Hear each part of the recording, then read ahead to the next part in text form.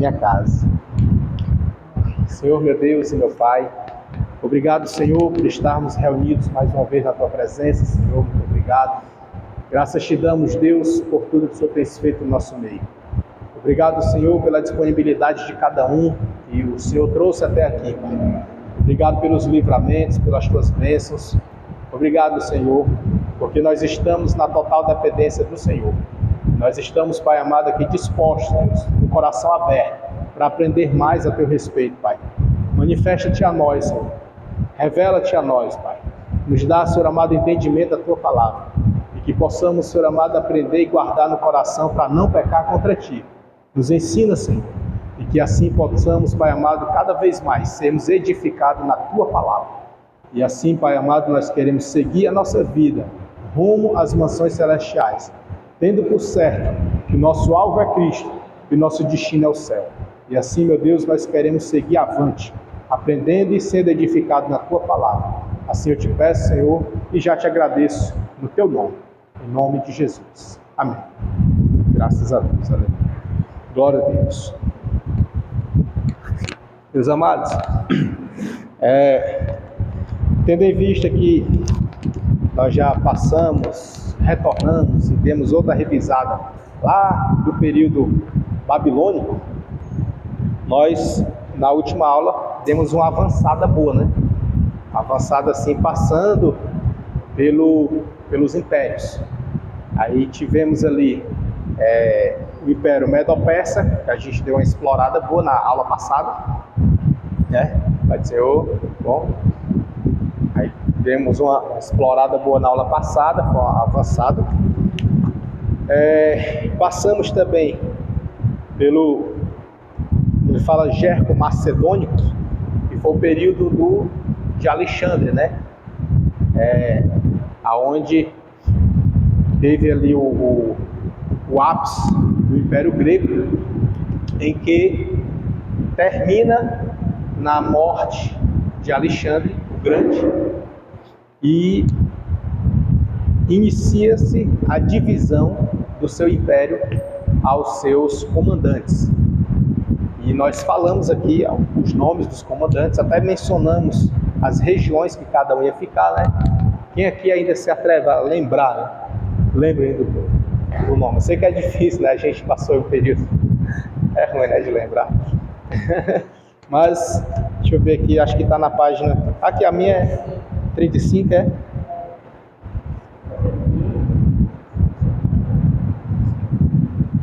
Então, vamos lá. Quem foram? Ptolomeu. Isso.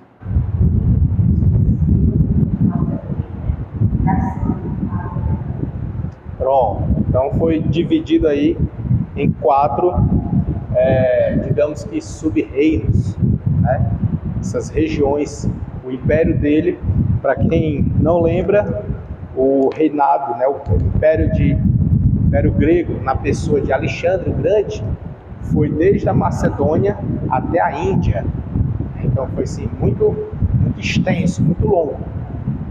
E pegando o Egito também, né? Então assim, foi no mapa, pega aqui de baixo, vai para o Egito, sobe um pouco pegando uma parte da Ásia Menor e se estende até a Índia. Então assim, é bem amplo, né? Os irmãos lembram, né? A gente mostrou aqui algumas imagens. Tem no mapa, até no mapa da própria Bíblia tem. Quer dizer, não sei se tem como Império Grego, né? Tem Bíblia que tem. Na outra Bíblia que eu trouxe, ela tem, né? Algumas Bíblias de estudo, ela mostra lá nos mapas. E esse império tão grandioso foi dividido para 4 comandantes, né? Eram comandantes de Alexandre. A depender da fonte que você for buscar ou for pesquisar, ela vai dizer que foram 5. E outros vão substituir o nome de Lisímaco por outro nome, me fugiu a memória aqui. Eles substituem. Daí eu fui investigar, porque esse desencontro de informação, e pude chegar na conclusão de que se trata de uma pessoa, que esse outro nome que eu não estou lembrando agora, essa outra pessoa se trata de um comandante realmente dele, do Alexandre, só que era contemporâneo dele, um comandante em que ficava na Macedônia quando Alexandre saía para as guerras, entendeu? Quando ele saía, então não foi da divisão, não é da divisão, entende? Então assim, tem fontes que vai mencionar esse outro. Eu já vi dois nomes, outras fontes mencionando, outros dois nomes, né? Mas essas pessoas mencionadas são da época do reinado dele, enquanto ele estava ainda pelejando, lutando. Então não é da divisão, tá certo? A divisão, que é o reino dele foi dividido para os comandantes, foi com Lisímaco, lá na Macedônia. A dúvida está só na Macedônia, tá?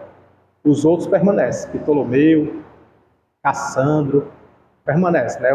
O da Macedônia que fica na dúvida. Em outras fontes sempre vai trazer algum outro nome. Eu não sei nem se eu anotei por aqui. Eu tenho uma leve lembrança de que eu tenho anotado o nome desse outro. Deixa eu ver aqui. Eu anotei um. É o Antípatro. Antípatro. Eu anotei esse. Mas tem outros também, eu já vi. Eu vi outro. Esse aqui é o Antípatro. Esse é um que menciona na divisão, mas só que ele ficava quando ele saía para as pelejas, tá? Só para recapitular isso aí, né? Deixa eu ver aqui outro. É aqui mesmo no material que menciona. Tem outro aqui que ele menciona. Deixa eu ver onde.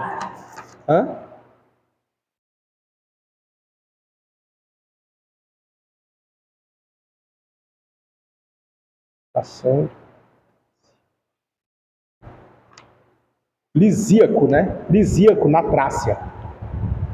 Esse aqui no material que ele menciona, na página anterior.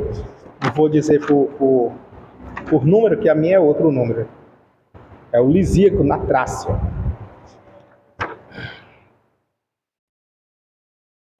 Deu para encontrar na página anterior? Lisíaco na Trácia.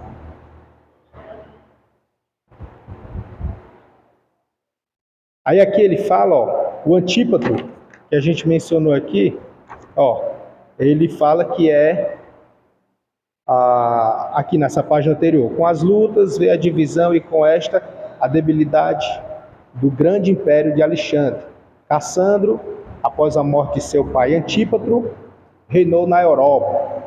Ou seja, ele mostra aqui o Antípatro sendo pai, né, de Cassandro. Então fica assim, algumas fontes vão entender que Cassandro foi o que dividiu, outros vão entender que foi o Antípatro, né? Então fica assim, por isso que eu falei, depende muito da fonte. Tem fonte que vai entender que é um, tem fonte que vai entender que é outro. Então isso cabe a nós investigar, sair pesquisando e guardar os nomes, né? Memorizar os nomes onde estão mencionados. Dá para perceber aqui? Ele menciona que o Antípatro, né, na página anterior, já menciona o Antípatro, e ainda nessa ordem ele menciona o Lisíaco. Lisíaco também na Trácia. Como se fosse 5, né? Cassandro, Ptolomeu, Antíoco, Seleuco e Lisíaco. Dá 5 aqui, né? Eram essas observações que eu queria fazer. Aí avançando, meus irmãos, aliás, ainda nesse período de Alexandre, porque é muita coisa de Alexandre. Alexandre é muita coisa realmente, né? Não dá pra gente dissecar ele não, mas eu quero falar só uns pontos assim que são relevantes. Ainda no período de Alexandre, existe também alguns episódios que aconteceram que até hoje refletem. O que foi? A helenização, né? A helenização que a gente fala no sentido de espalhar a cultura, né? A cultura grega, né? A cultura e a língua. Então, assim, era um dos requisitos dele que ele exigia, era que o povo falasse grego. Qual grego? Né? Aí existe 2 gregos, o grego clássico e o koiné, certo? O instituído por Alexandre é o koiné, grego koiné. E nessa época, com esse idioma sendo espalhado, que é o chamado dessa expansão, é helenização. Só que esse termo helenização só veio depois, e bem recente, viu? Na época não tinha esse termo, não. O termo de helenização já é agora do século XIX. Salvo engano, é de 1836, por um alemão, um historiador alemão. Então, tá vindo aqui o nome dele na mente. Johann Buchwitz. Deixa eu ver aqui. É assim o nome dele, do alemão. Johann, enquanto eu não esqueço, né? Johann, sobrenome dele não tá vindo, não. Daqui a pouco vem.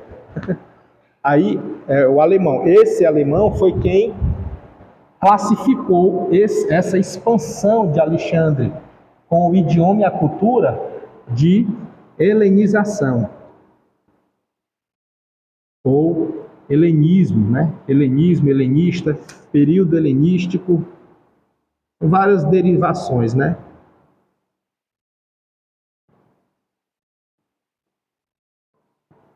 Enfim, e as suas variantes. Aí, para os irmãos entenderem que alguns termos, algumas classificações não foram da época, entende? Não foram da época. Foi colocado depois, e bem depois. É por isso que existe uma comunicação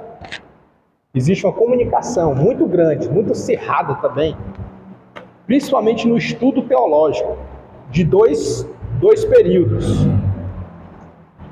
Diríamos 3, mas para não fazer para não tomar muito tempo, vou classificar aqui 2. Um é aqui nesse período interbíblico, que foi na época do reinado do Império Grego. Eu vou colocar aqui um marco temporal. Gosto muito de estudar por linha do tempo, sabe?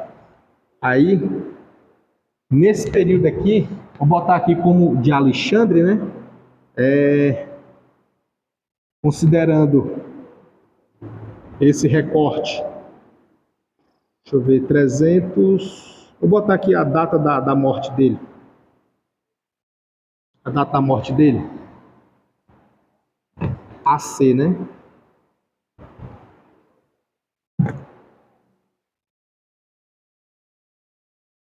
AC.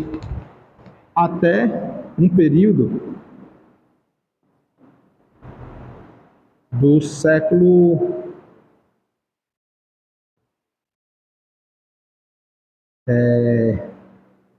XVII. Século XVII, já depois de Cristo. Esse período aqui é conhecido como período do iluminismo. O iluminista.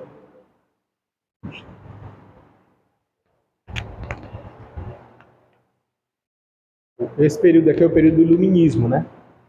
Nesse período do iluminismo foi onde ganhou muita força diante dos concílios. O que é que ganhou força? A classificação da Bíblia, os nomes, deram nomes aqui de coisas daqui, coisas que aqui apenas aconteciam, aí era chamado pelo nome cultural. Aí quando veio nesse período foi que foi classificando. Por exemplo, a organização da Bíblia no sentido completo, que é a Bíblia de Genebra, que a gente viu lá em aulas passadas, né? Foi onde veio fechar, assim, com capítulos e versículos, e organizada nas suas divisões, entendeu? Já fechada, já pronta, do jeito que nós temos hoje, que a gente entende que não é mais para acrescentar nem tirar, né? Pronto, esse entendimento de que está fechada, não mexe mais, nem uma vírgula e nem um tio, já é da época do iluminismo, entendeu? Essa classificação, tipo assim, aqui não mexe mais, fechou, dá para entender? Sendo que nessa época ainda estavam vivendo, né? A gente estava vivendo, então como estava vivendo, aí não se falava, nem mencionava, mas quando chega no período do iluminismo, aí vem as implantações, classificações, as denominações, e nesse período também é onde surgem aquelas discussões.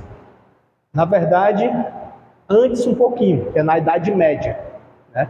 É antes, aí vem as discussões teológicas, que vêm pelos concílios, vem as classificações a respeito de trindade, a respeito do cristianismo, a respeito do catolicismo, e vem também dentro do cristianismo a questão do calvinismo, do arminianismo, entendeu? Então assim, é onde difunde, onde se expande. Então nesse período, na Idade Média, que vem essas discussões e desemboca no iluminismo, nesse período aqui é onde surgiram vários pensadores.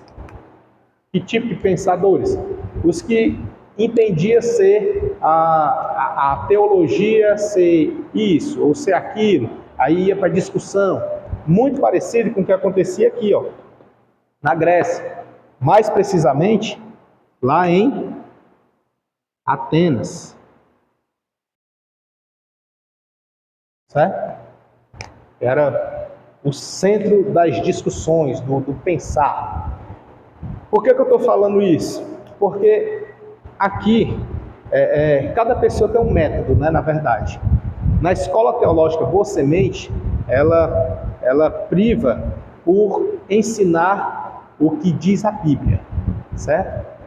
Dentro daquela linha que a gente já falou lá do começo, que é na linha conservadora, né, que é a teologia conservadora e não a liberal, certo? Esses dois ramos. A teologia liberal, ela puxa muita coisa daqui, mas é muita mesmo, entendeu? Vários outros pensadores, porque fulano de tal disse isso, Beltrano falou aquilo. Você escuta muito isso, mas é muito mesmo. Só que, aqui para nós, o que é melhor? Beber da fonte jorrada pelos canos, ou beber de uma água jorrada pelos canos, ou beber água direto da fonte? Né? Até Tiago vai mencionar sobre a fonte, né? Então assim, olhando por esse viés de que é melhor ir direto para a fonte, a gente pula esse lado aqui, porque nós estamos aqui na frente, né? 2024, né, que nós estamos. Então a gente dá um salto, sai daqui, ó, não passa aqui e vem para cá. Aqui, eu falei que era 3 recortes, né, mas a priori, só para a gente tratar desse assunto, a gente dá esse salto. A gente não vem para cá e vem direto para cá. Entendeu? Só para os irmãos se situarem onde é que a gente está falando.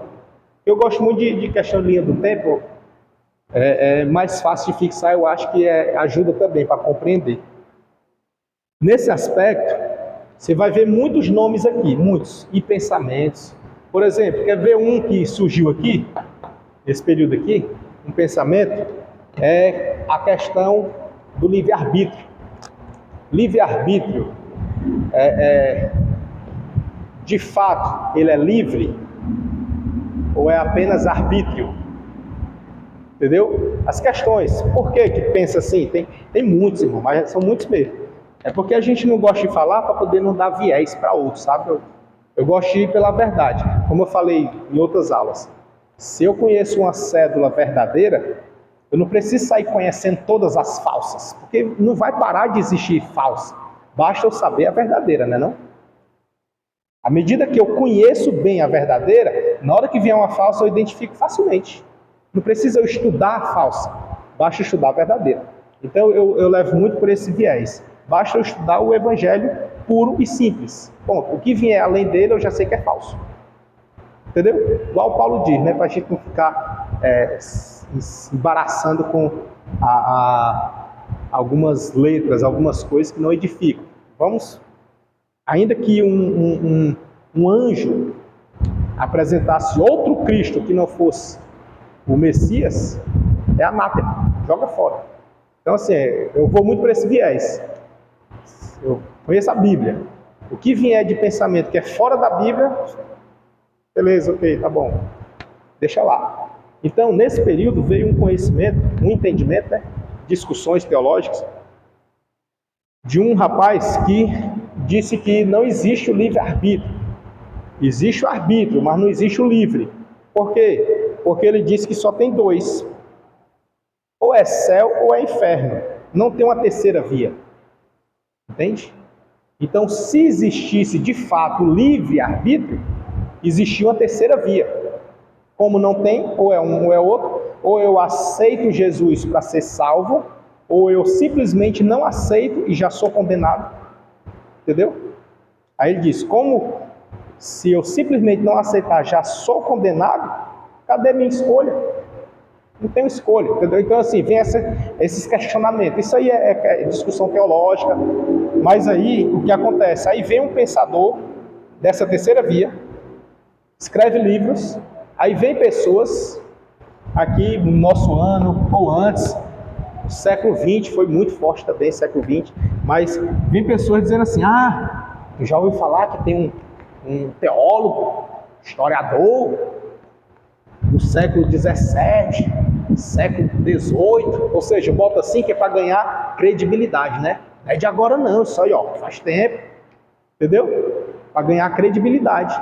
Que aí ele falou, a terceira via. Aí você, é mesmo? É? Não tá sabendo não? Tô não. Aí fica. Aí toma o ar como que aquela pessoa está trazendo uma novidade que ninguém descobriu ainda e que é verdade. E está na Bíblia. E eu te mostro. Entendeu? Então assim, isso são muitos, mas é muitos mesmo. Então nós estamos numa sala de aula para aprender, né? Então eu não vou aqui gastar meu tempo dizendo existe esse, existe aquele, porque não acaba. Isso não é de agora. Vem daqui, ó. Aqui já tinha. Entendeu? Não é de agora. Então, daqui para cá, será? Quantos não já existiram? Muitos.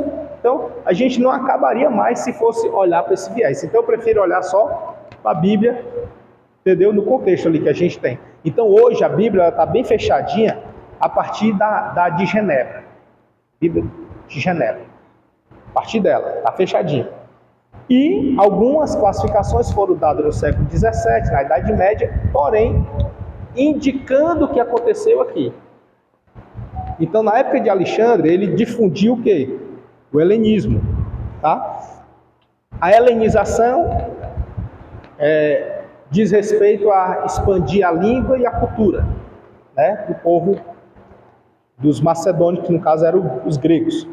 E nessa difusão, ele teve também o seu aprendizado aos pés de nada mais, nada menos que um filósofo muito conceituado até hoje, que foi na época dele, chamado de Aristóteles. Então, até hoje se ensina nas escolas, né? Quem nunca ouviu falar de Aristóteles? Já ouviram falar? Só para os irmãos entenderem e pegar assim o fio da meada, eu vou apagar aqui. Eu falo porque é muito importante para a gente se situar no tempo. O primeiro grande assim que botar assim dos filósofos, né? Era o Sócrates. Aí dele teve um que simpatizou, comprou a ideia dele, o pensamento dele, que é o Platão. E de Platão vem o Aristóteles. Aí,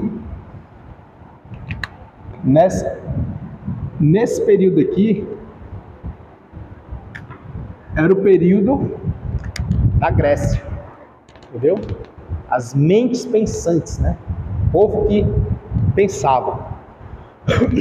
Até aqui do Sócrates é aquela máxima que até a irmã acho que foi a irmã Valdinha que falou, não foi? Acho que foi que ela disse, que é aquele só sei que nada sei. Foi ela que disse, foi? Foi, não foi? Só sei que nada sei. É daqui, é dele. É dele. E eu botei aqui só para os irmãos se situarem, porque vindo desses aqui, da Grécia, foi onde começou a difundir o que até hoje se prega nas escolas e nas faculdades, que é a argumentação, o poder de persuasão, a retórica. Então, assim, vem daí, vem desse período. A retórica, basicamente, não era muito de Sócrates, era mais de um oponente dele. Acho que é Ânica, o nome dele.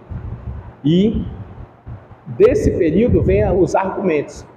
E Deus é tão sábio de tal forma que ele aproveitou desse povo, dessa época, da Grécia, da helenização e do pensar, do raciocinar, do argumentar, e implantou o seu plano divino para o aparecimento do Messias. Então ele usa disso aí, ele usa desse cenário e usa também do idioma para propagar o Evangelho.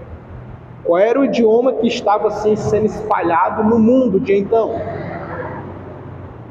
O grego. E só usou profetas que estavam trabalhando, né? Exato. Entendeu aí? Aparentemente, teologicamente falando, ele não levantou profetas, né? Não levantou. Todavia, ele não estava de mãos atadas. Estava trabalhando no silêncio. Não era? No silêncio. É isso aí. Entende? Então, assim, só para os irmãos se situarem, tá? Então, a gente falou já, eu botei aqui só esses três, que nós já falamos, deixa eu voltar aqui, nós já falamos do período dos Medo-Persas, greco-macedônico, os egípcios, né, que foi com os Ptolomeus, posteriormente, né, viu? Os Ptolomeus, obviamente. E nós chegamos nos Seleucidas. Nos Seleucidas, deixa eu só fazer um desenhozinho aqui para a gente se situar nisso aqui também. Vou botar aqui, os Ptolomeus.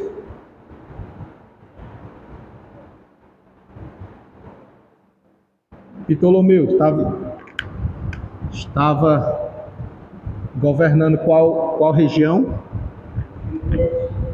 Egito. Assim.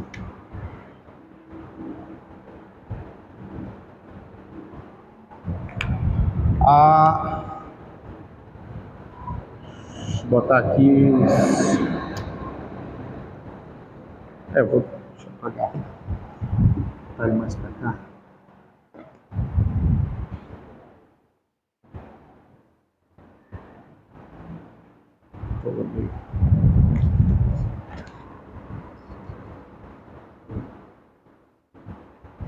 Ptolomeu estava no Egito.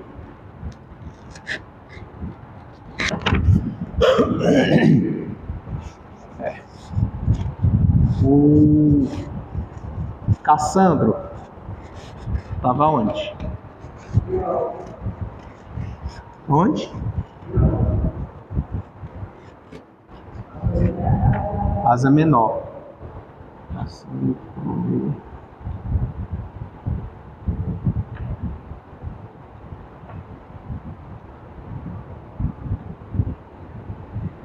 só tá B2. Vou botar 3, mas dá certo. E acho que dá certo aqui, dá certo.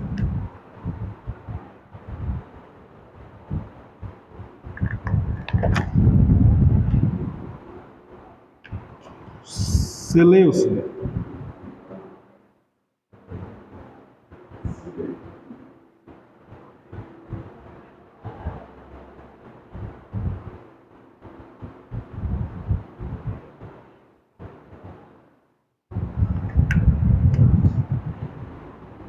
Vai caber.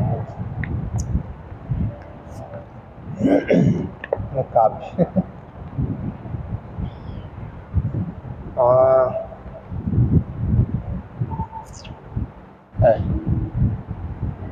Mas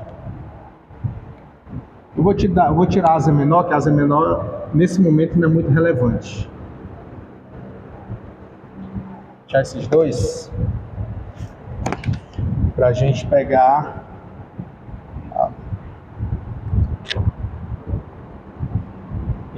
o outro. Qual foi o outro? Que muda de nome, né?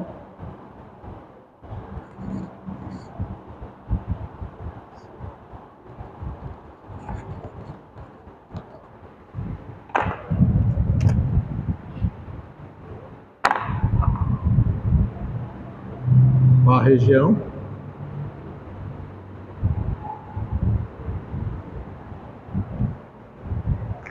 Os irmãos sabem que tem o outro, né? É porque não vai caber aí. Hã? Mas não vai caber, né? Aí, quando a gente falou já dos outros impérios, a gente estava falando separadamente. Agora, dos Seleucidas para frente, eles começam a se comunicarem, tá? Começam a se comunicarem. Nós vamos falar dos Seleudas, Macabeus e dos romanos. A gente começa a se comunicarem aqui, mas até um certo ponto, tá bom? Só até um certo ponto. Na página de número Seleucidas, a minha 37. Qual é a de vocês?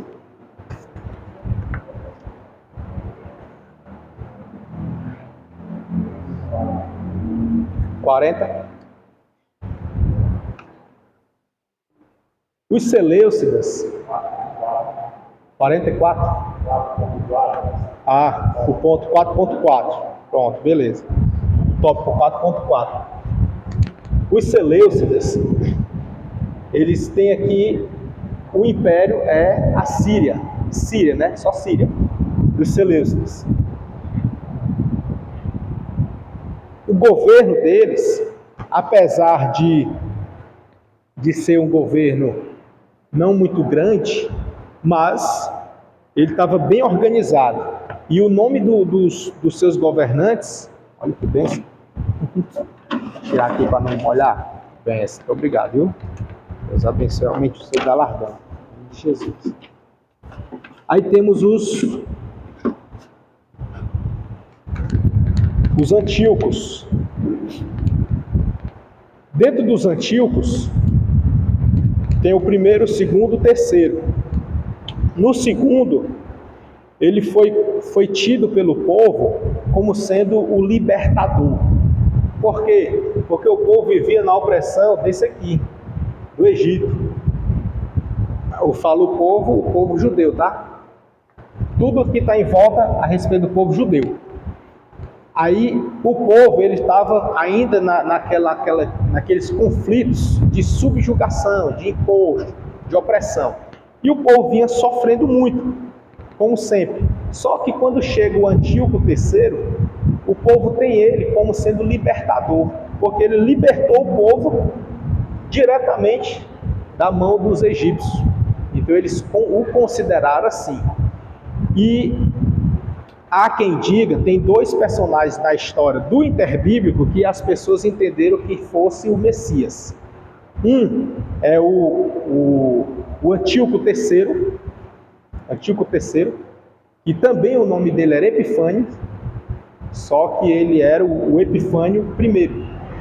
E o outro foi Alexandre o Grande. Porque esses dois trouxeram paz para o povo de Israel e tiraram o povo do jugo do seu inimigo, apesar de apenas trocar, né? Apenas trocar. Só que trocavam, mas era um reino pacífico agora, igual o de Dario. Lembra de Dario? Não foi pacífico mediante o de Nabucodonosor? Então, assim, diante desse reinado pacífico, o povo tinha assim, graças a Deus, esse foi enviado por Deus, porque era um reinado pacífico, entende?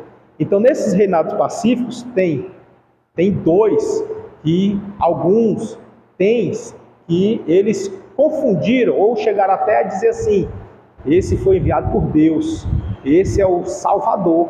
Ele é o libertador, foi o que nos arrancou, assim como Deus enviou Moisés lá para tirar o povo hebreu do Egito. Então Deus fez a mesma coisa. Então esses dois receberam também esse nome de libertador. Tanto o Alexandre o Grande quanto esse Antíoco Epifânio I. Tá? Que o sucessor dele vai ser o Antíoco IV. E o quarto já foi massacrando. Entendeu? Aí esse Antíoco IV, que é o Epifânio também, só que ele já vai ser o Epifânio na linhagem dos Antíocos, o quarto, ele é que vai profanar, massacrar, perseguir e matar o povo. Então assim, parece que o povo judeu assim, não tem muito sossego, né? Não tem muito sossego, porque é só no alto e baixo, direto, no alto e baixo. Quando não está sendo oprimido por um, vem outro e oprime. Quando está tudo bem aqui, já vem outro aqui e oprime. É muito parecido com o que está acontecendo hoje, né? Muito parecido. Quando não é de um lado, é do outro. Né?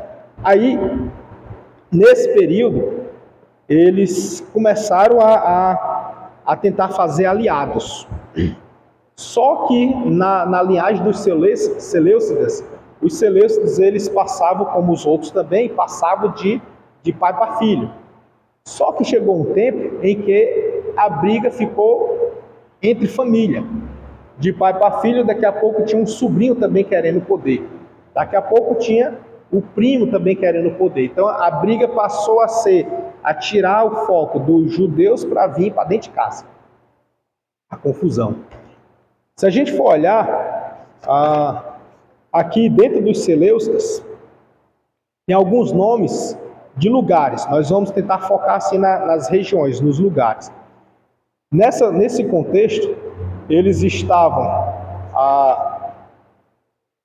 na região próximo da Galileia, chamada de Genezaré, em algumas traduções, né?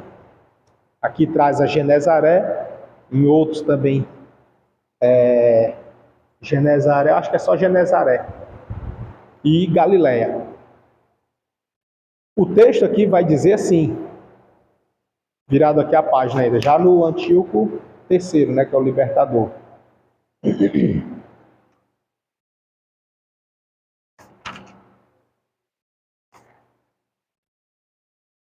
O texto vai dizer assim, que eles, o Epifânes organizou um poderoso exército para lhe embarcar os planos sob a direção do general Scopus, ferindo-se na batalha no lugar denominado Banias, bem ao norte do mar de Genezaré. A gente já começa a ver aqueles nomes que se vê lá no Novo Testamento, né? Genezaré é lá a região da Galileia. E Scopus foi derrotado e Antíoco tentou invadir o Egito. Aí já vem para cá para o Egito. Não, aqui já vem para cá para tentar derrotar o Egito. E sendo obstado por Escipião, romano, para que não tentasse isso. Para não se sentir derrotado, fez as pazes com Ptolomeu, dando-lhe a filha Cleópatra em casamento. Fez parecido com a situação de Salomão. Salomão, para não entrar em guerra, fazia aliança e fazia aliança com seus inimigos para tentar apaziguar no reinado e atraindo para si as concubinas. Aí no texto, a gente vai perceber que nessa situação dos Seleucidas indo fazer aliança com o Egito, eles se unem, mas ao mesmo tempo criam inimigos dentro de casa. Começa a criar os inimigos ali dentro, mas tudo lutando pela região da Palestina, lutando pela região da Galileia, lutando por aquela região, sempre. Isso desde de antigamente, mas já apaguei. Mas do período aqui de 323, da divisão, até 285, nesse período, no coração, no cerne do interbíblico, o povo das regiões estavam tudo lutando por aquele pedaço de terra, Galileia, Jerusalém, né, que eles chamaram depois de Palestina. Então assim, vem por essa região, sempre brigando por ali, sempre. Aí, de modo que eles ficam distraídos e não percebem as profecias se cumprindo, direcionando para lá. As profecias estavam ainda no seu vigor, no que diz respeito àquela profecia de Daniel a respeito de Antíoco Epifânes, né, que aproximadamente 200 anos depois ela se cumpriu, literalmente, porque do jeito que ele falou, aconteceu lá. Alguns têm como que na sua primeira etapa, que a outra etapa vai ser com o anticristo. Então, no seu primeiro momento, ela aconteceu, se cumpriu com o Antíoco Epifânes IV. Né? Então, foi o terceiro, o quarto. Nesse contexto, vem o Antíoco Epifânio, aonde ele traz aqui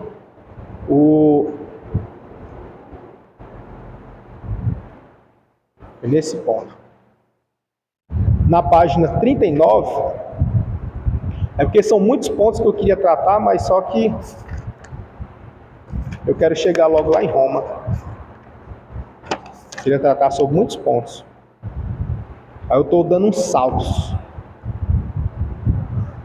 Mas bem aqui, no meu é na 38, o Antíoco IV, esse Epifânes, o que fez aquele destroço todo, ele destruiu o templo. Ele destruiu aquele templo que foi o de Ageu, que é o segundo templo, né? O de Ageu foi o segundo. Aí Epifânes vai lá e saqueia o templo e profana o templo, toca fogo na região em volta e massacra os judeus.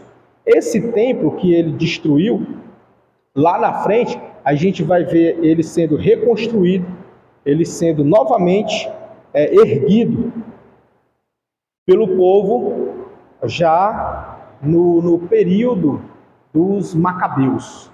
Então assim, a gente vai ver hoje em dia, muitas profecias elas trazem o sentido de que vai ser reconstruído o terceiro templo de Salomão.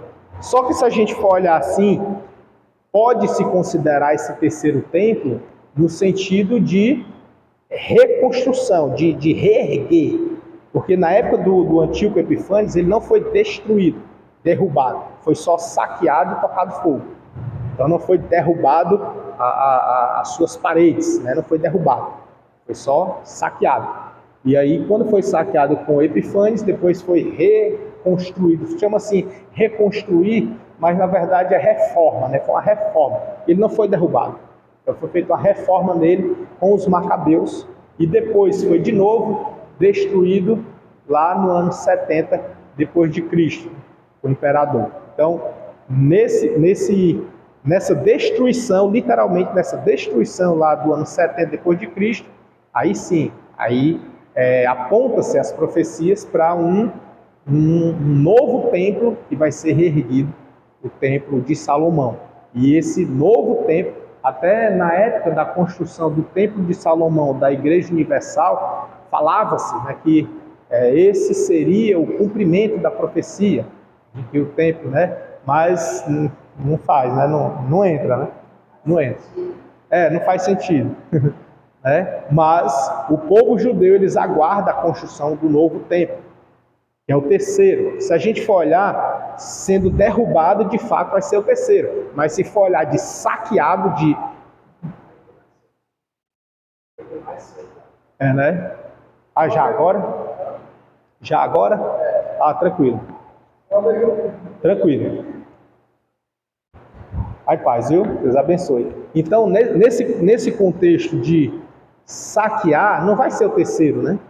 De saquear, eu quero dizer destruir, mas não é destruir porque ele não foi derrubado. Ele não foi derrubado. Foi só saqueado e queimado. Né? Que é muita coisa já, né? Ficou abandonado lá, foi saqueado e queimado. E na época do Epifânio, com ele, e depois com o imperador romano. Esses dois.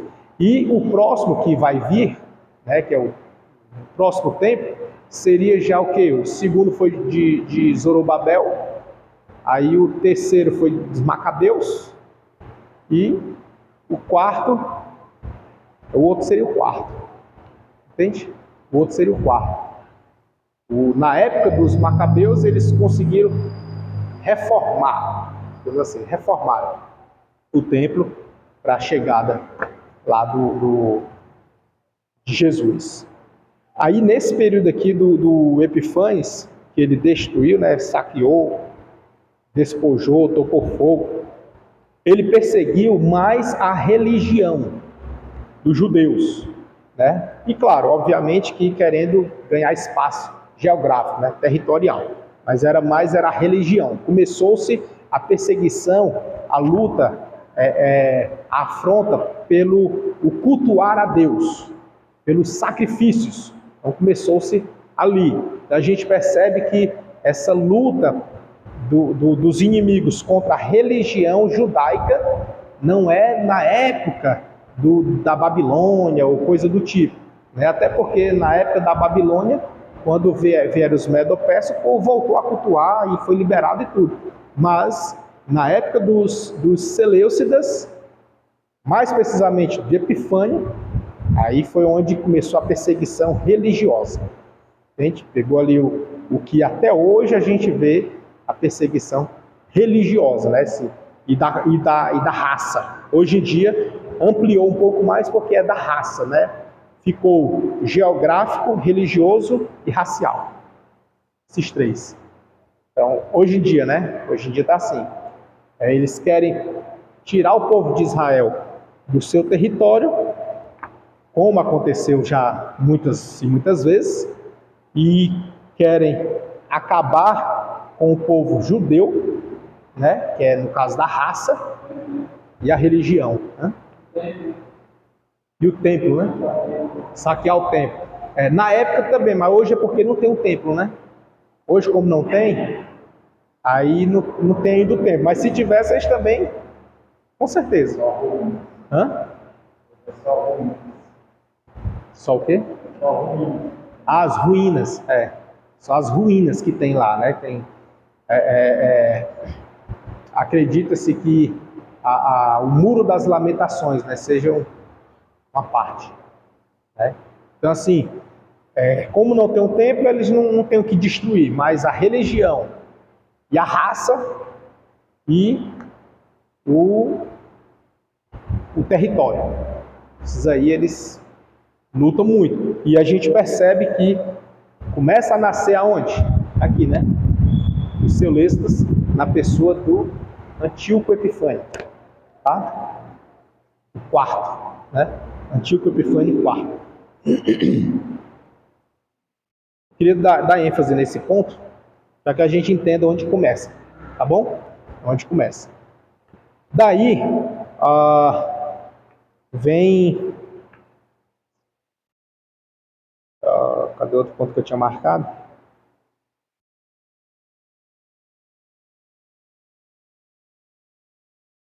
Eu não preciso falar das atrocidades de Epifânio, não, né? Que ele foi, né? Dá para ver, pena de morte, porque ele mudou a lei, sabe? Mudou a lei. Na lei mandava matar todo aquele que não adorasse a Zeus, né? Não adorasse, que fizesse qualquer culto que não fosse para Zeus, tinha que ser morto. E era... vem, só que a que é famosa, que é a chamada Santa Inquisição, foi já no século XI, por ali, né? Que assim vem as famosas, né? Essa aqui ainda não é da católica, ainda não existia, né? Nessa aqui, ainda não é. Aí, foi dessa forma terrível, inigualável, que ele está falando aqui, a qualquer outra das muitas que o povo tinha atravessado, que surgiu o movimento conhecido como período dos Macabeus. Então aqui começa, dessa maneira, o período chamado dos Macabeus. Os judeus deram ao mundo uma lição que deve ser aprendida. Qual é a lição? Ele diz que deve ser aprendida, que não há poder que destrua as convicções religiosas de um povo. Ou seja, O judeu, se você for olhar, o ortodoxo, ele não abre mão do judaísmo. Você prega Jesus para eles, assim, mostra escrito, mostra em todo canto, mas ele não aceita. É a lei mosaica e o Messias. A lei mosaica, que está instituído como lei, os dogmas deles, e a volta do Messias que estão aguardando. Sem ninguém tira. Eles conseguiram ser libertos da idolatria, né? A gente viu lá na Babilônia. Foi aquele período, Medo-Persa já abandonaram verdadeiramente. Só que agora eles se abraçaram apenas a lei e o Messias. E o Messias de tal modo que rejeitaram o próprio. Né? Abraçaram de tal maneira que foram tão zelosos que rejeitaram. Não enxergaram quando ele veio, né? E aí, graças a Deus, a gente conseguiu enxergar. Isso é mérito de Deus, viu? Não é nosso, não. Pela misericórdia de Deus. Daí, nessa questão aqui dos antíocos, vem os outros títulos, subtítulos dos antíocos, vem os demétrios. E do Demétrio, aí vem aqui chamado de Alexandre Balas.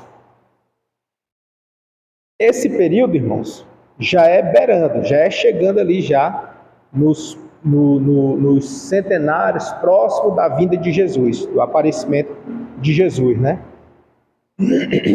O Demétrio é o sobrinho de Antíoco. Este esteve em Roma como refém, mas conseguiu fugir. Começou a reinar em 162 a.C., olha o tempo, ele já está chegando, né? 162 a.C. E Alexandre Balas, um dos filhos do Antíoco IV, ele teve, disputou-lhe o trono e matou em uma batalha. Aí vem o Alexandre Balas. Esse Alexandre Balas, ele sobe ao trono, e depois começa outra confusão com o Demétrio II. E o Antíoco VI, filho do Alexandre Balas, já é o Antíoco VI, pede ao general que vingue a morte do seu pai. Então aqui a gente vai ver assim, um nasce e vem outro, vem o sobrinho, vem o filho, tudo assim, um querendo vingar a morte do anterior.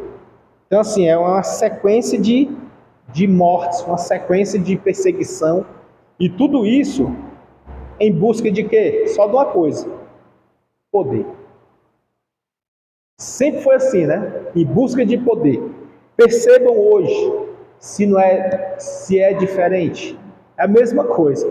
Seja poder político, seja poder na hierarquia, né? Tem pessoas que brigam por cargo, por exemplo, briga por posição, briga, entendeu? Tudo está em volta do poder. E lá na frente a gente vai ver essa questão. Aí vem a questão dos Macabeus, né? Os Macabeus já começa em meio a uma guerra. Então não tem como escapar, já começa de uma guerra. Nessa guerra dos Macabeus, eles são fortemente, vão crescendo de maneira muito forte, muito contundente, porque vai ficando em casa. De um, vem do pai, vai para os filhos. E dos filhos, vai ficando quem? Ele tem 4 filhos. Né? 4 filhos, que esses filhos vão dar continuidade no reinado. No reinado, no império, no poderio dele, né? Os seus filhos. E nesses filhos, eles vão... 5 filhos, né? 5 filhos. Judas, Jonatas, Simão, né? Judas, Jonatan, Simão, Jonas e Eleazar. Judas, Jonatan, Jonas, Simão e Eleazar. 5, obrigado, são 5, né? E aí esses 5 filhos dele são quem dão continuidade. Só que o Simão, aliás, Judas tenta fazer uma aliança com Roma, Roma silencia, não aceita, né? não se manifesta. Judas. Aí Judas morre, aí vem Jonas vai tentar, também não, sem sucesso. Aí só que vem o rei da Síria e levanta ele para ser comandante ali da região da Palestina, a região Jerusalém e próximo do Jordão, aquela região. E quando ele é levantado, ele aproveita a ocasião para expandir. E nessa expansão ele faz aliança com Roma, né? Pai do Senhor, tudo bom? Glória a Deus. Tudo bem? Tudo. Só. E aí, como foi?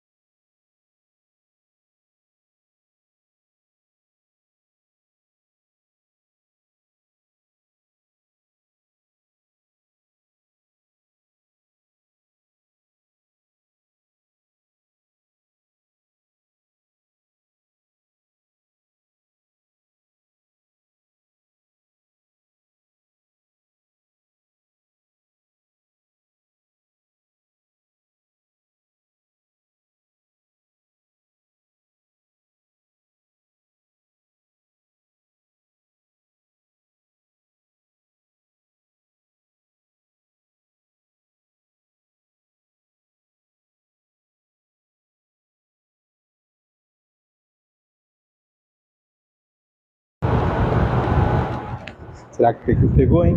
Deve ter pegado, né? Deu só uma apertada. Então, voltando aqui, Jonas tentou também uma aliança com Roma, e Roma também não se manifestou. Até porque Roma não vai entrar aqui, mas ela estava ainda no começo, sabe? Estava assim, ela estava focando em outra região, que não entra aqui. Estava focando em outra região.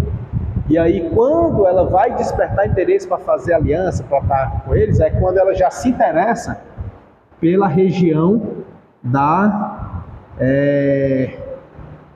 a região da Palestina. Ela se interessa para querer ampliar e alcançar a Macedônia.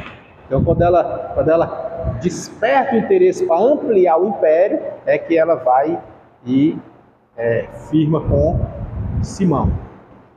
Entende? Então, assim, tudo é interesse, tem sempre um interesse por trás, né? Sempre um interesse. Então, é que ele firma. Aqui a gente vai ver que O povo macabeu, os macabeus, eles tinham uma linhagem, eles vinham de uma linhagem de sacerdotes. Então a gente percebe que tem uma certa relevância, né? Vindo de sacerdote, para os irmãos entenderem, no período interbíblico, que é esse nós estamos já no coração dele, nesse período interbíblico, apesar de Deus não ter levantado o profeta, mas os sacerdotes eles conseguiram manter a busca e o culto a Deus vivo, entendeu? Por mais que não tivesse profecia ali, né? O ministério profético ali, por mais que não tivesse, mas o sacerdócio permaneceu. E isso a gente nota que é um certo cuidado de Deus. Tipo assim, Deus ele não rejeitou o povo, ele não abandonou o povo, né? Ele apenas deu um tempo, que é aquilo que a gente até ilustrou no apagar das luzes, o fechar da cortina, no teatro, né? Para poder depois ele abrir, trazendo Cristo. Então assim, foi só um preparativo, o período interbíblico ali, né? O intertestamentário, posso assim dizer, né? Foi um período de preparação de Deus para a humanidade. Porque ele estava fazendo o quê? Era permitindo a ascensão da Grécia, crescendo a helenização da língua, né, que é a língua grega, para que a partir dali ele pudesse apresentar o Cristo. E de forma rápida, porque o idioma era praticamente um só, o que prevalecia. Tipo hoje a gente sabe que não é assim predominante, mas hoje, se eu perguntar qual idioma que se fala quase que no mundo inteiro? O inglês. Tinha dúvida não? Mandarim também? No mundo inteiro? Sabia não. Mas assim, ainda é muito forte o inglês, né? Para onde você for, se você não souber falar o idioma local, mas souber inglês, você não passa fome não. E empresas, exato. As empresas multinacionais, elas exigem o inglês, né? Então, agora imagina isso, fica fácil para a gente entender, né? Que na época era o grego, né? E hoje já o grego não é exigido, né? Mas o grego foi na época, agora já não é mais. Então Deus aproveita, ou ele aproveita ou ele cria a circunstância, né? Porque Deus ele é muito sábio, então, né? Morreu, que não se sabe. Olhando para a presciência de Deus, Deus cria, né? Aí, dos macabeus, o que ficou intrigante é porque deles não se entrou no cânon sagrado, né? Que é muito forte assim, narra a história verídica do povo, digamos assim, do povo judeu, né? Povo judeu, mas não se teve aquela inspiração divina. Pois é, aquela de 200 anos depois, né? Que foi do Antíoco Epifânia, né? Foi do Antíoco? Foi, né? Então ela narra o cumprimento da profecia, ela narra a história do povo judeu passando ali, mas não entrou no cano, né? Alguns teólogos dizem que ela poderia ter, se fosse questão de quantidade, poderia se substituir por cantares. Vamos falar assim, substituir por cantares e botar os macabeus, né? Mas assim, em tese, a gente vê que não entrou no plano divino. Ficou somente na história. Mas é muito bom para estudo, para pesquisa, é muito bom. Muito bom. E aí, nos macabeus, como é uma linhagem ali de sumos sacerdotes, a gente percebe que eles foram quem seguraram a barra para que permanecesse o culto naquele período sombrio, né? Entendeu? Foi quem segurou a barra. Aquela ideia da adoração que do Deus que a Grécia havia implantado, que a Síria adotou, ao Zeus, né? O Zeus era como se fosse o Deus supremo, é conhecido como Júpiter. E se os irmãos se lembrarem, isso a gente vai ver lá em Atos dos Apóstolos, né? Ou seja, ainda era muito forte. Ó. Aqui, ó, era aproximadamente aí cento e pouco, né? Eu vi aqui, mas acho que era 120 e pouco, né? Antes de Cristo. Por aí. Aí, e lá na época do apóstolo Paulo, ainda estava muito forte ainda, em Atos dos Apóstolos. Júpiter. Quiseram até fazer um altar, né? Para ele. Só que Matatias, que era dos Macabeus, ele destruiu tudo. Destruiu e levantou o povo.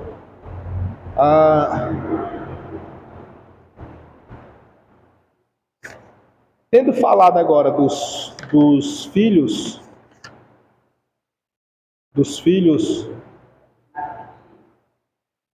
isso, de Matatias, aí vem o Judas, a gente já falou, não foi? O Judas, do Simão, do Jonas, do Jonathan. Pegaram isso aí, né? Da reconstrução do templo. Por eles reconstruíram.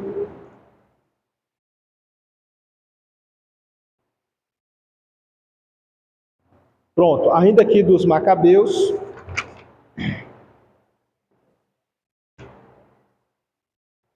Eu quero também passar sobre essa informação. O meu é na página 44, ainda do ponto do tópico 4.5, ainda nele, que ele diz assim: era confortador ver que o povo suportava quaisquer privações, alimentado pela ideia da fundação do reino messiânico, que breve se realizaria, segundo esperava.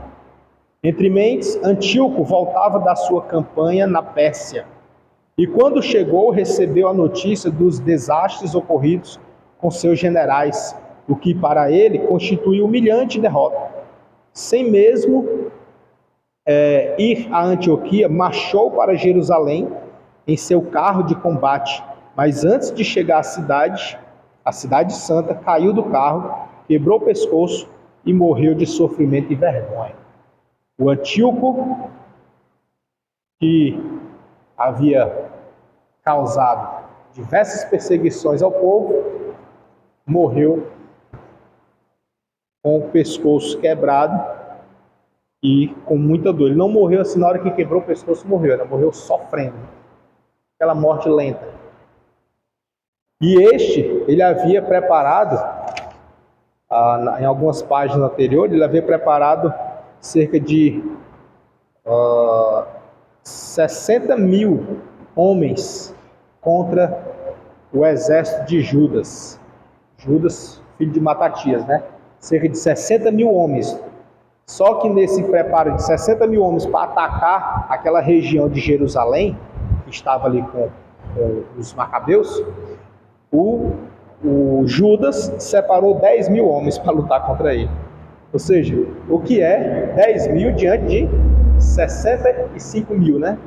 Mas, por incrível que pareça, de forma estratégica, Judas ele lembrou da estratégia de Davi, quando lutava contra os filisteus. E aí ele preparou emboscadas, foi para as cidades altas, se refugiou nas cavernas e atacou o exército de pouquinho em pouquinho, até pegar o seu general. Então assim, a gente percebe que Deus cuidando do seu povo ali, e era lá em Jerusalém, né?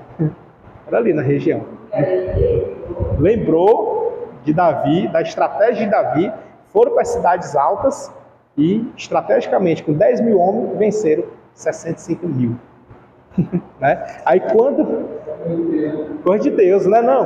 É por isso que eu estou dando ênfase aqui, porque é coisa de Deus. Deus agindo ali, ó. naquele período sombrio, né? Deus agindo.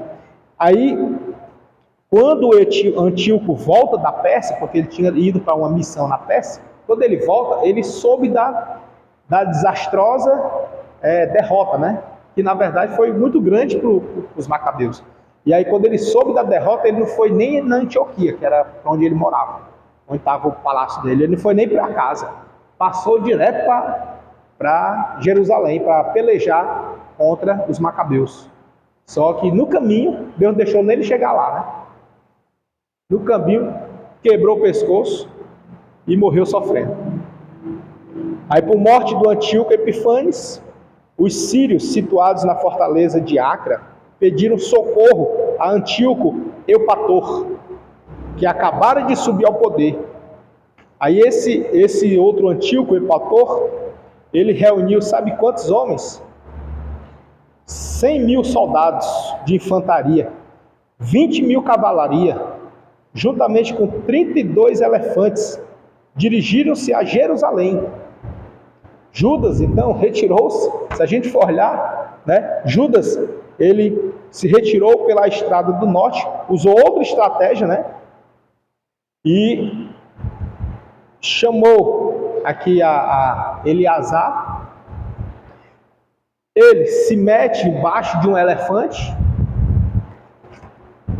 atinge um elefante por baixo, só que aí foi uma, como é que chama? Uma ação homicida, né? Porque ele se mete embaixo do elefante, mata o elefante obviamente cai em cima dele. Bom, mas foi ali no desespero, tipo assim, ao menos alguma coisa eu faço, né?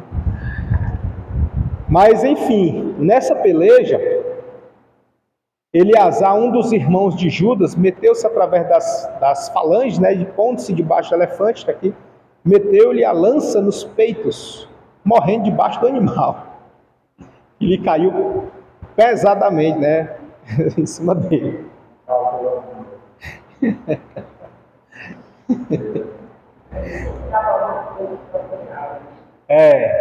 Né? Interessante, viu? Isso.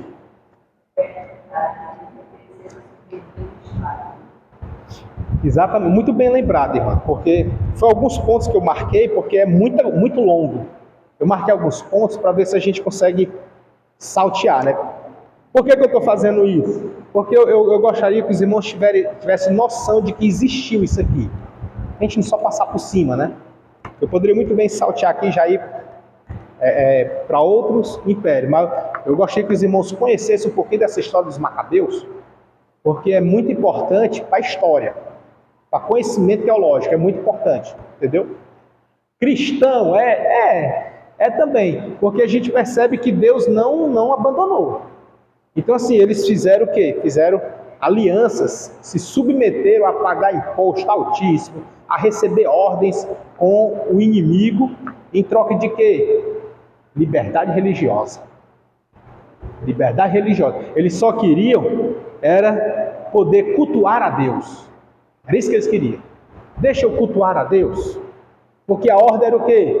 Por Epifanes. Se cultuasse a Deus que não fosse Zeus, era o quê? Morto. Aí agora eles estão dispostos a pagar tudo, a fazer tudo, para voltar a cultuar a Deus. Entendeu aí? Será que a gente está com essa disposição toda, hein? Tipo assim, eu dou tudo, para quê? Só para mim ir para o culto. Eu dou o que for preciso, para quê? Só para mim poder dar glória a Deus, exaltar a Deus. Entende? Eles estavam dispostos e fizeram. Só que aí o que acontece? Quando ele faz aliança com o seu inimigo para permitir que ele somente cultuasse a Deus, a liberdade religiosa, aí o seu irmão acha pouco. História é essa? Só para isso? Não, eu quero mais. Aí vai para cima, né? Vai querer matança de novo. E aí a gente começa a perceber no desenrolar da história que outras pessoas se levantaram. Por exemplo, O rei da Síria, ele tinha levantado Lísia, né, para ficar. Lísia era o general do exército dos sírios. Para a felicidade da causa de Judas, as condições da capital da Síria obrigaram Lísias a se retirar. Assim fez um tratado com Judas, mediante o qual seria reconhecido o direito de liberdade religiosa, contando que reconhecessem a soberania do Estado sírio. Olha o interesse dele, né? O interesse do império reconheça que nós somos soberanos. Tipo assim, não tem ninguém, a ninguém você deve satisfação ou alguma coisa, os impostos, tudo, somos nós. O restante pode ficar à vontade aí. Entendeu? Tipo assim, o interesse do povo, pode prestar atenção, qual é o interesse do homem normal, do povo, do mundo? Poder, quer ter, quer conquistar. Sendo que o nosso é o qual? O nosso. Servir a Deus. Eu quero servir a Deus. Não é assim? Acontece muito, irmãos. Às vezes em trabalho, ou mesmo na igreja também acontece, infelizmente, mas acontece na igreja. Mas eu vou botar em trabalho, que fica menos feio, né? No trabalho tem pessoa que tem um cargo e aí um crente está disputando também um cargo, ou um crente está sendo destacado e vem o povo aqui querendo, entendeu? Assim, então não quer ver crescer e fica afrontando, diz, e é crente, e é porque é crente, fica assim afrontando. E aí você às vezes até abre mão daquilo só para poder manter-se como crente, como firme a Deus.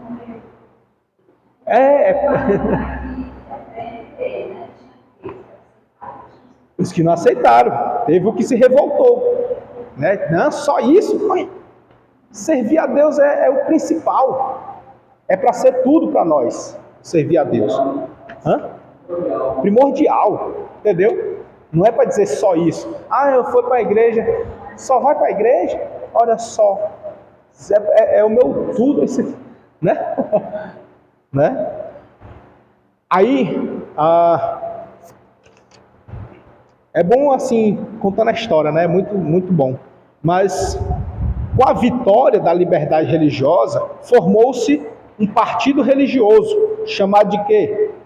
Exideanos, considerados fundadores do partido farisaico dos tempos de Jesus. Ou seja, se a gente for analisar, aqui a gente está diante, no período dos Macabeus, né? Diante do surgimento daquela seita, ou daquele partido político, que hoje a gente chama de seita, mas na época era um partido político. Tá? Por isso que a gente vê eles muito envolvidos ali no império, né? Junto com os governantes, com Júlio César, com César Augusto, com o Nero, eles estão ali muito, muito próximos. O Herodes. Então sempre tem a participação dos fariseus. Sempre tem, porque era um partido político. Eles eram políticos, só que era um político religioso. Então eles estavam inseridos lá no Sinédrio e no templo. No Sinédrio e no templo. Era assim. Era chamado Igreja-Estado. Né? O Estado por ser do governo e Igreja por ser da religião. E aqui a gente vê o surgimento deles, dos fariseus. Olhando nesse aspecto, de onde vieram?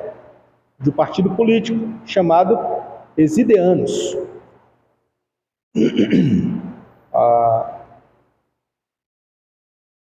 E o partido tinha como programa aceitar a paz a qualquer preço. Inicialmente, olhando assim, quando ele tem esse programa de aceitar a paz a qualquer preço, né, que foi oriundo daí, para não ter guerra, para não ter problema, eu lembro muito bem, assim, para assimilar com a minha vida de hoje, eu lembro muito bem da ONU. A ONU aqui para a gente, ela tem esse papel. A paz a qualquer preço, tem que ter paz, não é para ter guerra. Quer dizer, foi a partir da Segunda Guerra Mundial, né? A partir dela. Aí instituiu-se a ONU. E a ONU ela tem esse papel de pregar a paz a qualquer preço. Assim, não é para ter guerra. se um dos países que forem aliados com eles, tem outro termo, aí se um dos países que for afiliado com eles descumprir a ordem, aí eles podem punir. Só que a punição, para quem é do mal, a punição é muito branda. Para quem respira vingança, a punição é branda. Qual é a punição que a ONU dá? Tipo assim, cortar o comércio, entendeu? As sanções que ela dá, né? Obrigado. Ela dá cortar o comércio, o não fornecimento de algum produto, ou não comprar mais algum produto. Essa é a punição. A importação e exportação, né? Entendeu? Essa é a punição. Para quem respira vingança, para quem é do mal, isso aí é nada, né? Quantas sanções os Estados Unidos aplicou contra ela? Já está de pé, 2 anos, uma guerra longa, né? Vai entrar na história assim como uma das guerras mais longas. Entendeu? Então, assim, são sanções que a ONU dá porque ela prega o quê? A paz. Está aqui, ó, igualzinho. Isso a gente está falando da ONU aqui, né? Salvo engano, ela é de 1967. Daqui, já recente, né? Não é recente ou não? Eu conheço pessoas que nasceu antes dela. Né? Recente. Então, assim, e aqui nós estamos falando de um período do interbíblico que também estava com essa pregação, né? Não parece com a ONU? Aceitar a paz a qualquer preço. E isso fez Judas perder muitos de seus seguidores. Por quê? Porque tinha gente respirando vingança. Não, negócio de paz. Né? É só isso não que eu quero. Entretanto, se uns aceitavam a nova situação, outros achavam que valia a pena morrer por um ideal. Assim, muitos voltaram às fileiras de Judas para lutarem por mais que uma simples liberdade religiosa. Tá vendo? A simples religião era mais simples, isso aqui era importante. Mas ele estava lutando pela salvação da pátria. Mais na frente, a gente vai ver que nessas províncias de Judas e seus companheiros tomaram posição perto da vila de Hadasa.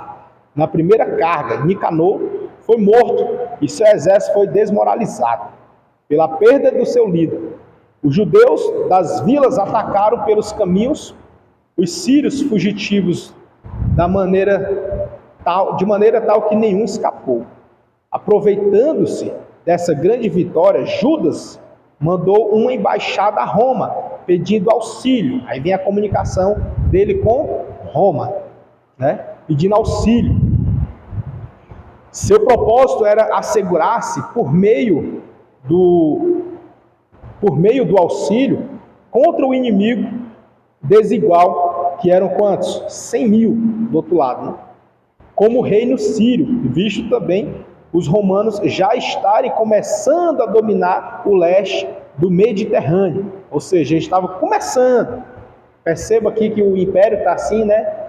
Ainda não era império, era só um reinado, onde os romanos estavam ainda começando a sitiar algumas cidades, algumas regiões, e eles estavam na região do Mediterrâneo. O Mediterrâneo, os irmãos lembrarem, é aquele mar que fica nas margens de Tiro e Sidom, ali próximo, mais ou menos próximo de Jerusalém, e fica perto da faixa de Gaza.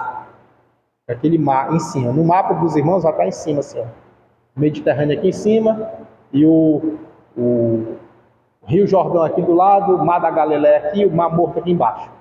E o Mar Mediterrâneo é esse daqui. Então, eles já estavam conquistando ali em cima, ó. Roma fica para cá, para a Europa. Ela estava vindo assim, ó. Estava vindo, estava se aproximando. E Jerusalém aqui no meio. Então, ela estava vindo, crescendo, chegando aqui perto. E Jerusalém aqui. E eles estavam aqui em Jerusalém pedindo ajuda a Roma. Ou seja, estendendo ainda mais o alcance de Roma, né? Ou seja, foi o período em que Roma estava chegando na Judéia.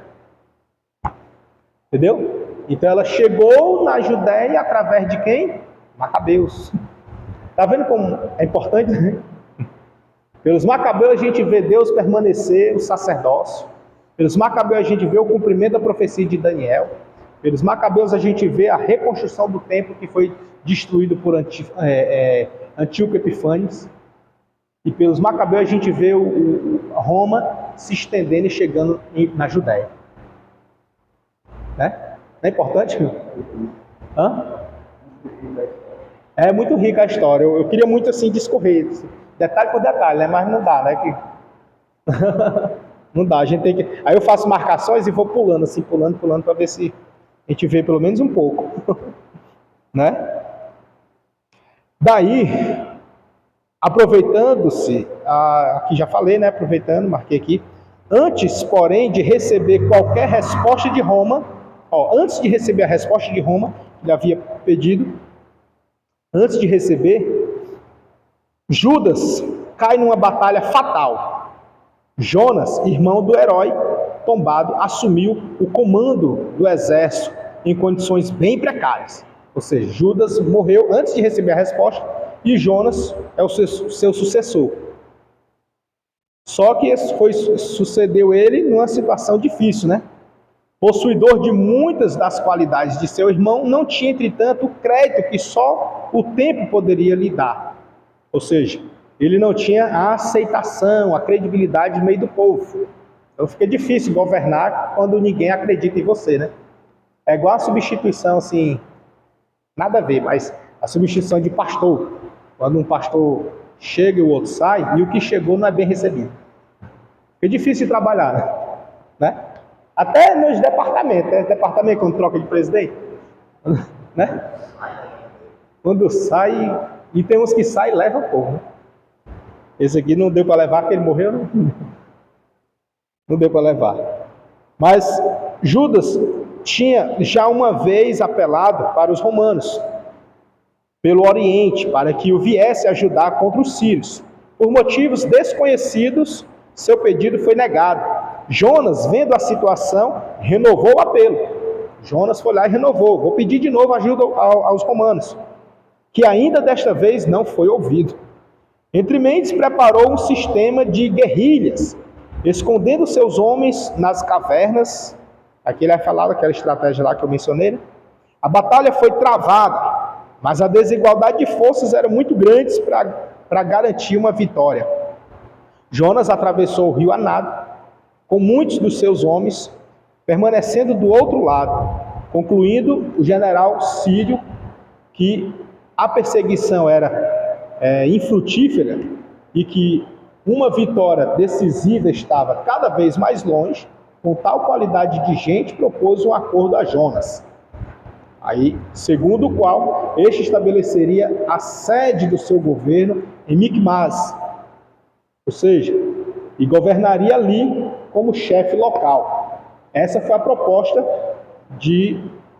do general da Síria, que ele fez para Jonas. E ele disse assim, aqui em Jerusalém, e ali era a região, aqui, nós ficaremos no poder, vamos ficar, governar, mandar em tudo aqui. Só que eu vou te deixar como chefe.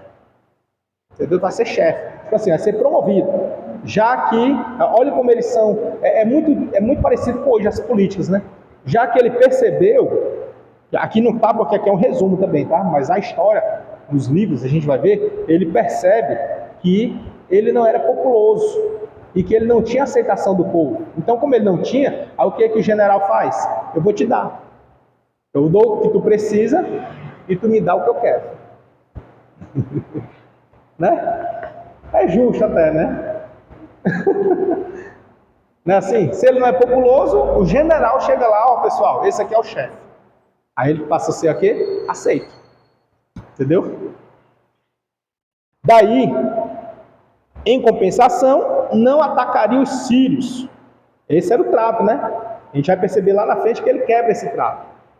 Esse trato é quebrado, mas não atacaria. As intrigas eram grandes e as coisas pela Síria não iam muito bem. Jonas se que aspirava pela oportunidade de se elevar na dignidade liderativa entre seus irmãos, conseguiu por parte dos sírios o reconhecimento de sua posição. Desta posição, ele se valeu para estender o domínio, graças a Alexandre, filho de Antíoco Epifanes. Né? Esse Alexandre aqui é aquele Alexandre Bala, né? Não esquisito, né? Alexandre Balas. Pouco depois disso, por influência do mesmo, foi elevado à posição de sumo sacerdote. Aí é que a gente vê mais uma vez surgindo, né? Porque, irmãos, uma coisa que é intrigante, mas a gente já viu, eu vou relembrar aqui. O sumo sacerdote aqui, no período interbíblico, deixou de ser pela herança genealógica e da bênção divina para ser político. Passou a ser um cargo político. Então, o general ou o rei, alguém político, autoridade política, poderia designar o sacerdote. E foi assim, ó, do jeito que está aqui, começando aqui, recomeçando, né, que Matatias já era sumo sacerdote, aí vem pelo Judas, não menciona se ele era sumo sacerdote, mas o Jonas foi levantado sumo sacerdote. Por quem? Pelo político, por Alexandre, filho de Epifanes. Olha aí. Está vendo? Filho de Epifanes. Aí o Alexandre vai lá e levanta Jonas como sumo sacerdote. E daí, irmãos, aí de dentro dos Macabeus, esse sumo sacerdote vai seguindo a linhagem, até chegar lá Anás e Caifás. Lembra deles, esses dois? Vem daí, ó, a raiz, a gente tá vendo o fio, né? Tipo assim, um mar que tem um riozinho passando, esse riozinho tá indo. A mão de Deus trabalhando. Entendeu? Às vezes a gente às vezes a gente quer muito se levantar contra A, contra B. Olhando assim para a história, o poder de Deus e uma visão panorâmica, o domínio de Deus na história da humanidade, não é para a gente se levantar contra ninguém. É para a gente apenas se dedicar e servir a Deus. Porque tanto o certo quanto o errado estão no controle de Deus. Por exemplo, nós entramos na brecha, fomos enxertados diante de uma situação que para o judeu é errado. Para eles, nós somos desprovidos da graça. Então foi um erro que aconteceu para poder a gente entrar. Qual foi o erro? Os judeus rejeitaram Jesus. Aí eu pergunto, foi ou não foi assim? Está escrito na Bíblia que ele veio para os seus e os seus não receberam. E pelo fato dos seus não receberem, deu-lhes o poder de todo aquele que o receber ser chamado filho de Deus. Entendeu? Ou seja, para eles, por um erro, a gente entrou. Então, nós somos desprovidos. Só que se a gente for olhar, Deus está ou não está no controle disso aí? Até desse erro, até da rejeição, até dos macabeus aqui, os sumos sacerdotes. Tá ou não tá? Eu consigo ver Deus aí, irmão. Né? Foi ele que criou o cenário. Eu consigo ver Deus aí, sabe? Eu não sei se eu estou conseguindo passar essa mensagem, mas eu consigo ver Deus assim, em tudo aqui, ó. Trabalhando, sabe? Cuidando em tudo, todos os detalhes. É incrível isso aqui, é incrível. É apaixonante, sabe? Mas é importante, não vamos espiritualizar tudo, mas tente enxergar o agir de Deus em tudo. Em tudo Deus está trabalhando, sabe? Se Ele não estiver trabalhando você, Ele está trabalhando alguém através de você. E se Ele não estiver trabalhando alguém, Ele está usando alguém para trabalhar você.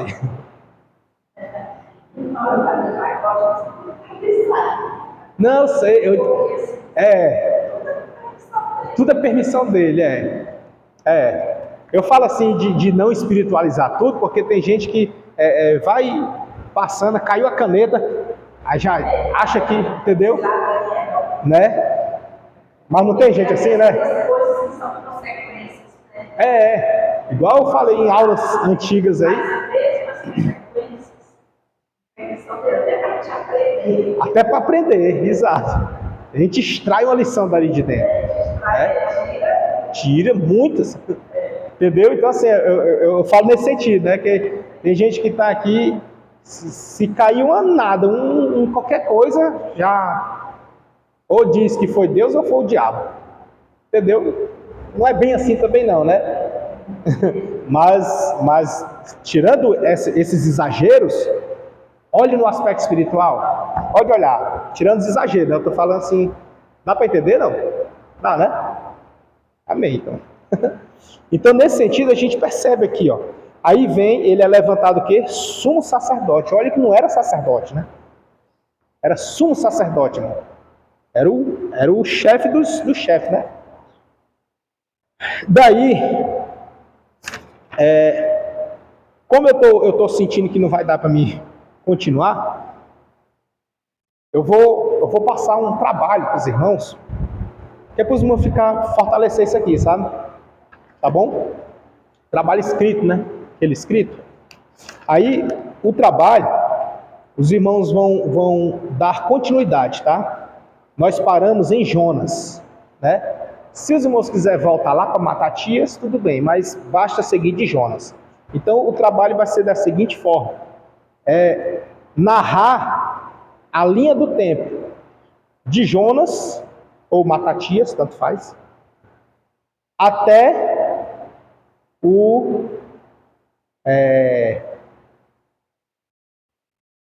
Anás, até Anás.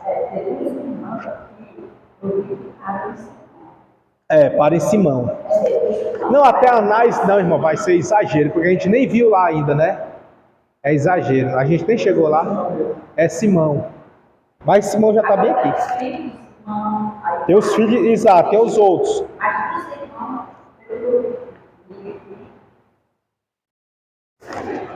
Fazer o seguinte, eu acho que até Hircano tá bom.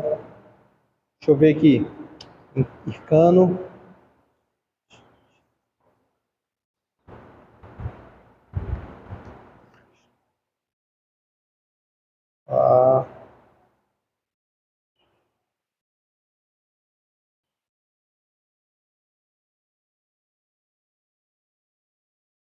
Eu acho que até Hircano tá bom. João Hircano.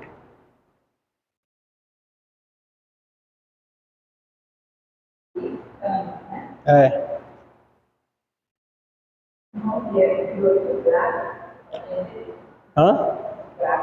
O gráfico, né?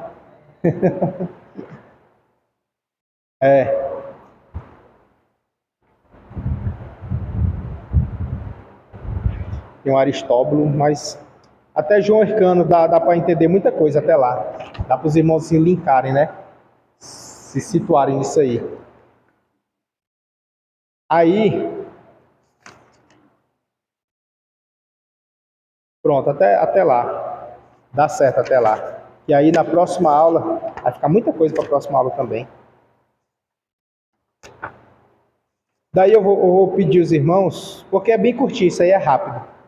Os irmãos têm tempo, né, para fazer? Tá. Para fazer também Hã? É curtinho. Esse aí que eu pedi é bem curtinho. É porque eu estou vendo aqui que na próxima aula, é a última, né? Eu não vou conseguir concluir Roma. Mas eu vou ter que pincelar Roma, eu vou pincelar. Não, tá bom, só isso aí. Eu dou uma pincelada em Roma para a gente pegar a outra parte. Porque na próxima aula eu vou ter que falar dos apócrifos. E aqui, como ele traz aqui no roteiro, a Bíblia. Eu até trouxe a Bíblia, olha, já hoje, eu pensei que eu ia chegar nela hoje. A Bíblia judaica. A Bíblia, Flávio Josefo e os apócrifos. E aí vai lá para os partidos, né? Eu já entrei em um hoje, não foi? Eu nem ia entrar nele hoje, olha. Eu pulei. Mas eu já entrei nele hoje, tudo bem. Aí, é porque eu estou indo na linha do tempo, sabe? Eu não estou indo no roteiro, que eu estou indo na linha do tempo, dos acontecimentos. Eu acho que é melhor de digerir. E pra gente ficar vai e volta, vai e volta. Igual, lembra das outras, né? A gente, vez por outra, tava voltando pra Babilônia. Vez por outra, voltava de novo. Não era? Pra não ficar no vai e volta, aí a gente vai na linha do tempo. Então, na linha do tempo, nesse jeito dá certo. Aí, os irmãos fazem esse trabalho, basta uma lauda ou duas, conforme o tamanho da letra, né? O nome, cabeçalhozinho na frente e discorrer. A linha do tempo desse aí. Desse, aconteceu isso para vir para esse. Aconteceu aquilo para vir para esse outro. Aconteceu isso para vir para esse daqui. Entendeu? Dá para entender, não? Sei lá, se quiser pegar de Matatias, vai. Se não, pega de Jonas. Aí diz, aconteceu isso com Judas para chegar em Jonas. Aconteceu isso para chegar para passar, né? De Jonas. Aí vem para o seu irmão, Simão. Entendeu? Então vai passando assim. O Jonathan, o Simão. Diz o que aconteceu para chegar no outro. O que aconteceu para chegar no outro.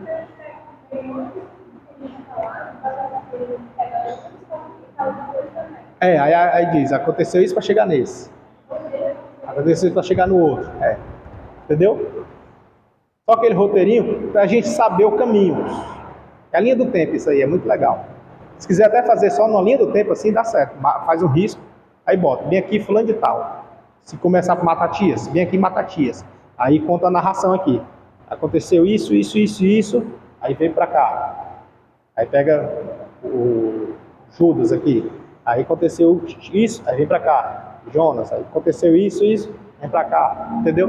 Pode ser assim também, não importa. O importante é vocês passarem por esse caminho, para ficar na mente. É muito importante isso aí, sabe? Por que eu estou fazendo isso? Como eu falei naquela época, né? Esses acontecimentos aqui do interbíblico é onde se ensina por cima, por alto, nas escolas e na faculdade. Na faculdade você vê algumas coisinhas assim, pinceladas. Então, as pessoas lá fora, quando souberem que vocês fazem teologia, que vocês estão estudando a Bíblia e tal, vão perguntar desse período. Eles podem perguntar, né? Como fizeram comigo, perguntaram. E eu fiquei travado, porque eu não sabia.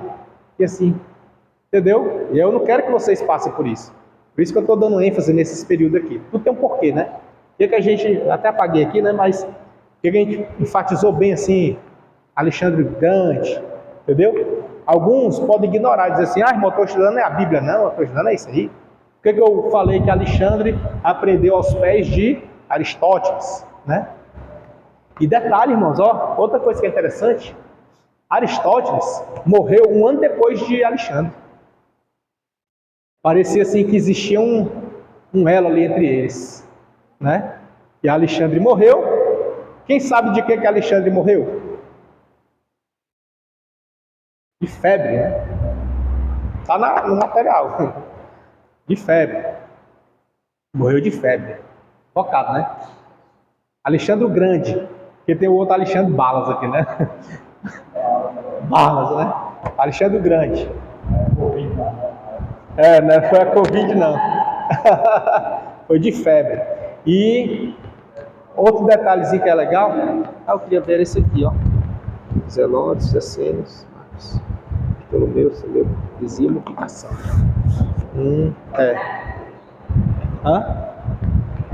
A idade de Cristo. Ele foi, assim, alguns disseram que ele poderia ser o Messias, né? Que se falava lá de Malaquias. Malaquias era. Aí que eles falavam de Zacarias, que falava da vinda do Messias. Aí, falando-se de alguém que ia ser muito grande, que ia governar o mundo, do seu governo, do seu poderio, da sua influência. Aí, tratando desse aspecto, aí acreditava-se que ele era, ainda mais morrendo na mesma idade. Idade assim, 33 anos. Aí bateu muito. E depois veio outro, que foi o Epifanes III. Epifanes III também foi confundido, como foi chamado até de um libertador. Muito assim. Só para a gente saber isso aí, né? Precisa pregar no púlpito, não. Só para saber. E nesse contexto, é importante que os irmãos conheçam assim, esse período. Por exemplo,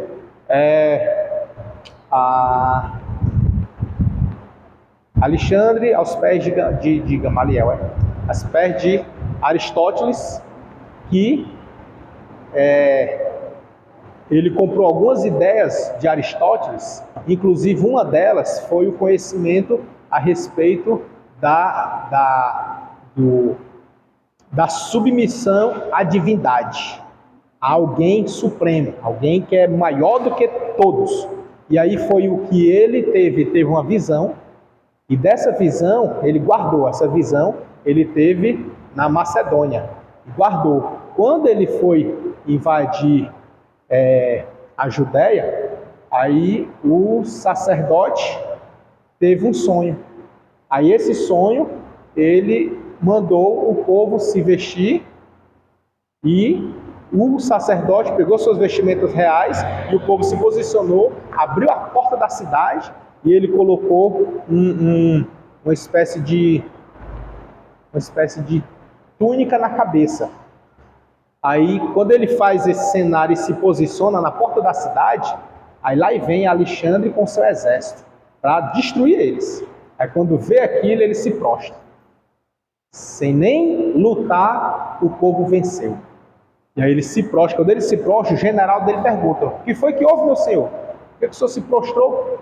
Aí ele disse: lá na Macedônia eu tive uma visão desse cenário aqui, ó. Porque os deuses... Aí ele falou, porque é na linguagem que ele aprendeu de Aristóteles, né? Então Aristóteles passou para ele o respeito e a rendição ao ser divino. E aí ele teve uma visão na Macedônia, e isso já serviu, ou não é, a mão de Deus de novo cuidando do povo. Alexandre, que vinha arrastando o mundo, para pegar Jerusalém era nada, né não? E aí chega o grande homem temível do mundo da época, se ajoelhar, se prostrar diante de um sacerdote. É Deus, eu vejo como Deus, né? Deus purinho da terra, né não? E ele fez isso. Então é Deus. Quem é que dá os sonhos? Quem é que dá as visões? É Deus. Quem é que dá faz o homem ter temor no seu coração? E ainda interpreta, né? Ele dá e interpreta. Amém? Alguém quer acrescentar alguma coisa? Vamos orar? Glória a Deus. Então, dá para entender, né? A tarefinha aí, o trabalho. Pode encerrar para a gente.